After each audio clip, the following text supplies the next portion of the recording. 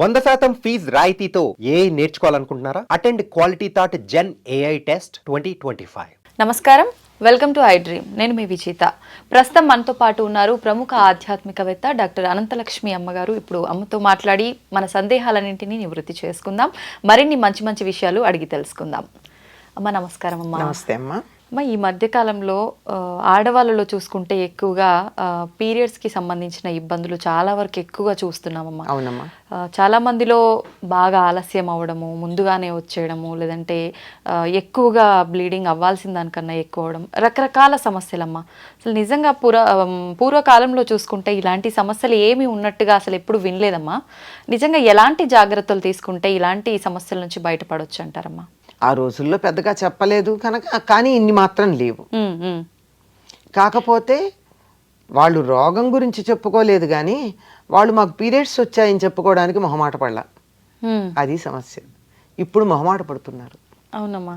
ఇప్పుడు పురుషులతో పాటు సమానంగా మేము పనిచేస్తామని బయటకు వచ్చినప్పుడు శారీరకమైనటువంటి తేడా ఉంది కదా, దీన్ని పరిగణనలోకి తీసుకోవాల్సిన అవసరం ఉన్నదా లేదా? ఉంది. అది తీసుకోకుండా వాళ్ళతో సమానంగా చేద్దామని మనం అనుకుని, మాతో పాటు సమానంగా జీతాలు తీసుకుంటున్నారు గనక చేయక చస్తారా అని వాళ్ళు మన ఎత్తిన రుద్ది ఎంత నిజాయితీగా చేసినా ఇవి రావడం వల్ల కూడా కొన్ని సమస్యలు ఉన్నాయి.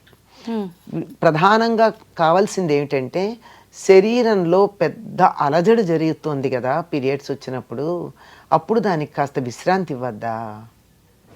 ఇవ్వాలి. ఇది మనసు మీద ప్రభావం చూపిస్తోందని అందరికీ తెలుసు కదా. అప్పుడు చికాగ్గా ఉంటాం కొద్దిగా, అయ్యో మామూలుగా కన్నా కాస్త ఇరిటబిలిటీ ఎక్కువ ఉంటుంది. కార్పొరేట్ ఆఫీసుల్లో కూడా చాలా బాగా అనుకుంటూ ఉంటారు, అమ్మాయి ఎందుకు వాళ్ళ అనవసరంగా చికాకు పడుతుంది, మేబీ షీఈస్ డౌన్ అని మాట్లాడుకుంటూ ఉంటారు. అంత ఇదిగా ప్రవర్తనలో తేడా తెలుస్తోంది మనం చెప్పకపోయినా. దానికి చెప్పుకుని హాయిగా ఆరోగ్యంగా ఉండొచ్చు కదా అని నేనంటాను. ఎందుకు ఆ మొహమాటం? ఇక్కడి నుంచి మొదలవుతోంది. అసలు ఇది కూడా సహజమైందే కదా, ప్రకృతిలో భాగమే కదా. దీన్ని మనం దూరంగా ఎందుకు ఉంచాలి అనేటటువంటిది ఫస్ట్ టైం మెచ్యూర్ అయినప్పుడు మొదలవుతోంది కదా. అక్కడ మొదలయ్యి మమ్మల్ని విడిగా ఎందుకు కూర్చోబెడతారు, మేము నలుగురితోనే ఉంటాం, స్కూల్కి వెళ్ళిపోతామని వెళ్ళిపోయిన పిల్లలు కూడా ఉన్నారు ఫస్ట్ టైం మెచ్యూర్ అయినప్పుడు కూడా. We take care and we go అని. కానీ అది తర్వాత ఎంత ఎఫెక్ట్ ఇస్తుంది అన్నది వాళ్ళకి అర్థం కావట్లే. అప్పుడు శరీరంలో పెద్దగా మార్పు వచ్చినప్పుడు ఆ మార్పుని తట్టుకోవడానికి శరీరానికి కొంత విశ్రాంతిని ఇవ్వాలి కదా. అలా ఇవ్వడానికి మన వాళ్ళు అమ్మాయిని దూరంగా కూర్చోబెడతారు, ఏం పని చెప్పరు. ఒక 10 రోజుల పాటు అమ్మాయి చేత ఏ పని చేయించరు కదా. అవునమ్మా. 11 రోజులు అయ్యే వరకు ఏ పని చేయించరు, ఎందుకంటే ఆరోగ్యంగా ఉండాలి అని. పైగా ఆహార నియమాలు పాటిస్తారు. ఇప్పుడు అది పాటించట్లేదు కదా.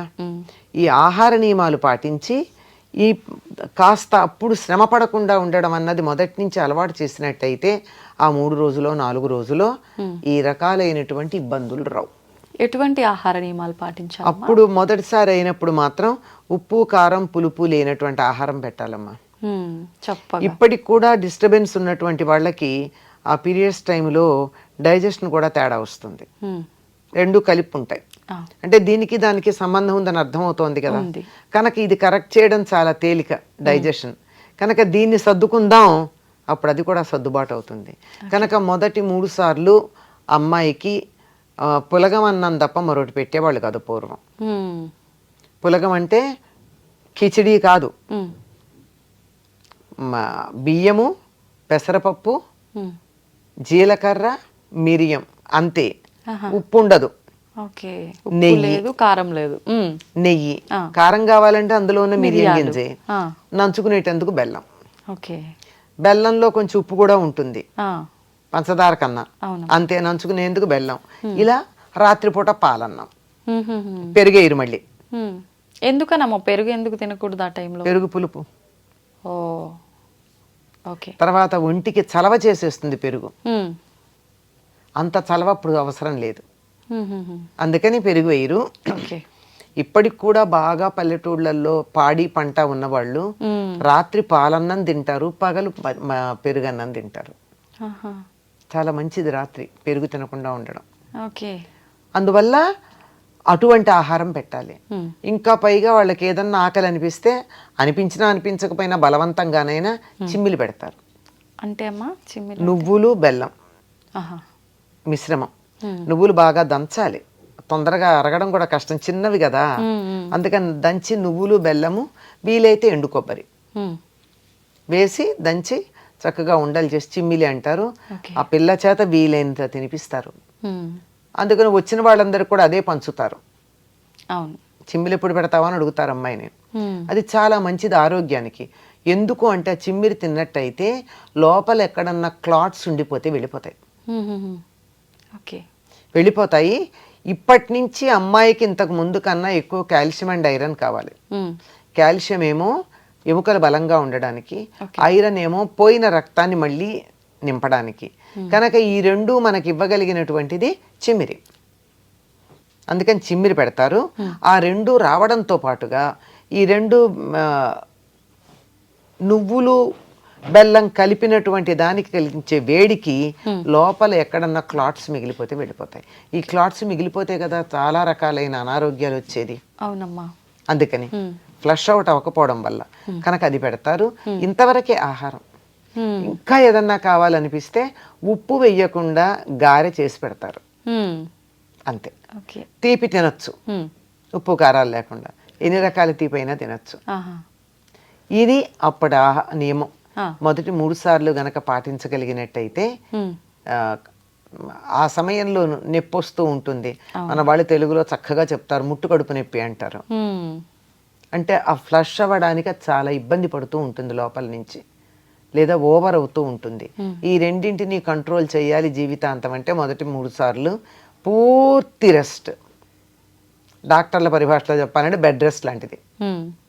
అంటే ఏ పని చేయకూడదు, అలా విశ్రాంతిగా కూర్చోవాలి. ఈ ఆహారం తీసుకుంటే చాలా వరకు ఆరోగ్యంగా ఉంటుంది. నేను పేరు మర్చిపోయాను కానీ ఫ్యూచర్లో ఎప్పుడూ కూడా ఆడపిల్లలకి టెటనస్ ఇంజెక్షన్ అవసరం లేకుండా ఉండడానికి ఒక ఇంజెక్షన్ ఇస్తారమ్మా. చాలామందికి తెలియదు ఆ సంగతి. మెచ్యూర్ అయినటువంటి 6 నెలల లోపల ఇవ్వాలి. తర్వాత 2 ఏళ్లకో ఎంతకో మళ్ళీ ఇవ్వాలి. ఆ తర్వాత ఇంకొకసారి ఇవ్వాలి. అలా ఇచ్చినట్టయితే లైఫ్లో ఆడపిల్లకి మళ్ళీ టెటనస్ తీసుకోవాల్సిన అవసరం రాదని. Please consult a good gynaecologist, అప్పుడు బాగా తెలుస్తుందా. పేరు మర్చిపోయాను ఆ ఇంజెక్షన్ పేరు. అది గనక అలా ఇచ్చినట్టయితే వాళ్ళకి లైఫ్ లాంగ్ టెటనస్ అవసరం రాదు. అట్లా. ఎందుకంటే చాలా సందర్భాల్లో ఆడవాళ్ళకి చాలా అవసరమా. వంట చేస్తూ చేస్తూ కత్తి తగులుతుంది, ఇంకో పని చేస్తుంటే ఏదో తగులుతుంది, తర్వాత డెలివరీస్ అని అదని ఇదని ఏదో రకాలు టెటనస్ తీసుకోవాల్సిన సందర్భాలు చాలా వస్తాయి. ఇన్నిసార్లు తీసుకోవాల్సిన పని లేకుండా ఒకటి ఉంటుంది.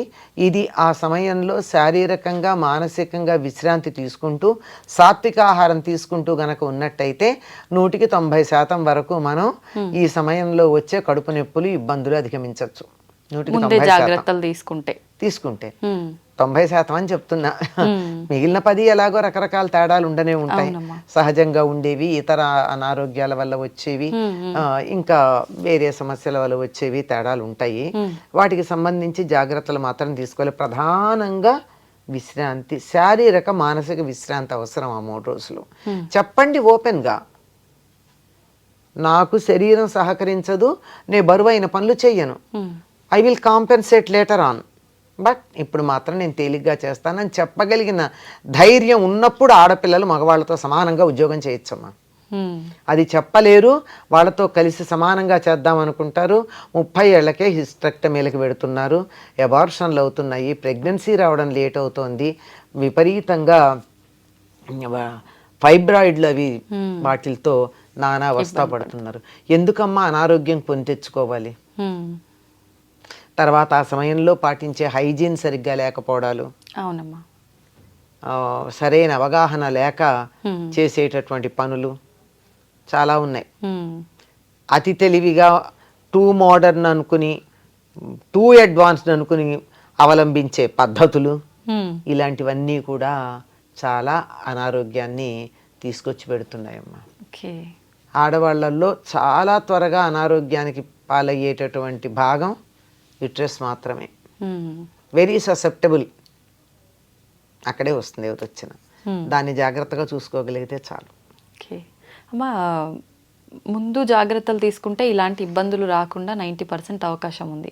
కానీ అప్పుడు తీసుకున్నాం తీసుకోలేదు ఏం తెలియదు. ఇప్పుడు చాలామంది నీరసం అయిపోవడము, కడుపులో నొప్పితో ఇబ్బంది పడడము, నిజంగా పెయిన్ వచ్చినప్పుడు సరిగ్గా ఫుడ్ తీసుకోరు, ఆ 2 days పడుకుంటారు, నరకం.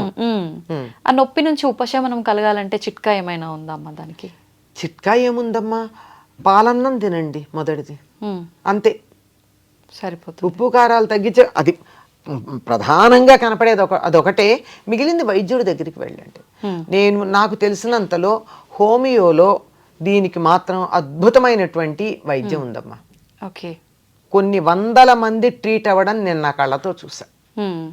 రేపు ఫైబ్రాయిడ్ ఆపరేషన్కి వెళ్ళాలన్న వాళ్ళని కూడా మీ ఒక్క 15 రోజులు, ఒక్క 2-3 వారాలు ఓపిక పట్టగలరా అని అడిగి మందులు ఇచ్చి తగ్గించినట్టు 6 నెలల్లో తగ్గించినటువంటి కేసులు జస్ట్ హోమియో.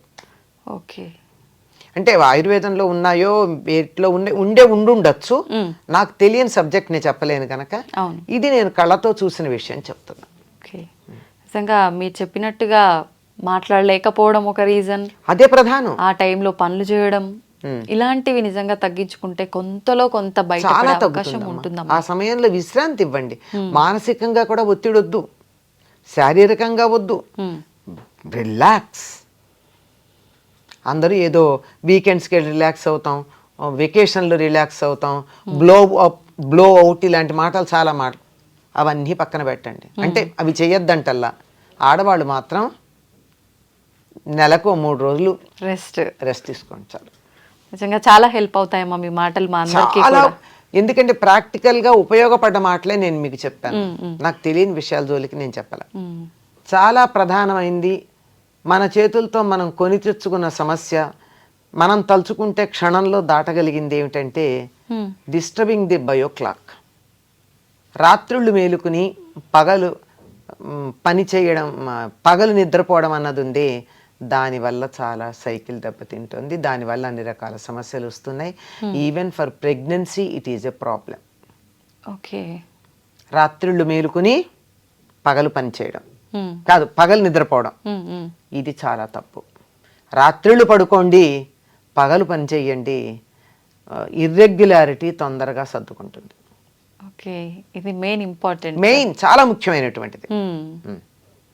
మనం తీసుకునే ఫుడ్ ఎంత ఇంపార్టెంటో నిద్ర కూడా అంతే ఇంపార్టెంట్. నిద్ర కదా, బయో క్లాక్.